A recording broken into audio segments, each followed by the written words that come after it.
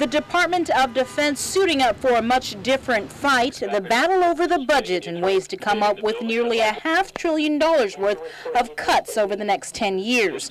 Appearing before the House Armed Services Committee Subcommittee on Readiness, the vice chiefs of the various branches of the armed services testifying and answering questions on readiness in the age of austerity.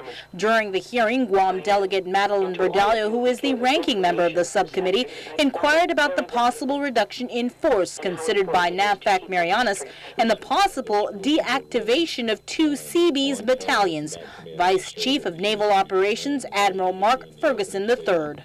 We had to take reductions in certain elements of capacity across the force in order to meet the budget targets that we had, and then we looked at that areas of the Seabees in particular as a potential reduction. While no official decisions have been made and won't be until December, during today's hearing, what was made crystal clear: physical presence matters. It's a presence that should be maintained in our region. Hawaii Congresswoman Colleen Hanabusa questioning Assistant Commandant of the U.S. Marine Corps, General Joseph Dunford, Jr. Where if you had your magic wand, you would put your resources. Congresswoman, it's pretty clear, I think, to all of us, and it's certainly been stated by the Secretary of Defense, that the Pacific is the future of our country from both an economic and a military perspective. That's the #1 priority. But powering up the Pacific hasn't exactly been a priority for the Senate, as discussions amongst members have been geared toward reducing the military's forward deployed forces and forward-based troops and returning them to the U.S. mainland.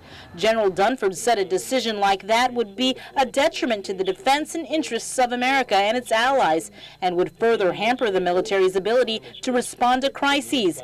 He provided this example to the panel. If you took the 3rd Marine Expeditionary Force that is currently located on mainland Japan and Okinawa and soon to have elements on Guam, if you took that force and moved it back to the continent of the United States, in the event of a crisis or contingency, Chairman, it would take months to move that force to the Western Pacific, and 7 consecutive miracles in terms of synchronizing the planes, trains, and automobiles associated with moving that force. Congresswoman Madeline Berdallo, who has been critical of positions taken by members of the Senate Armed Services Committee regarding proposals to draw down the U.S. forward presence in the Asia-Pacific region and globally as a way to reduce federal spending, says she will continue to work with her colleagues in the DOD to ensure the military has the resources it needs. I live there.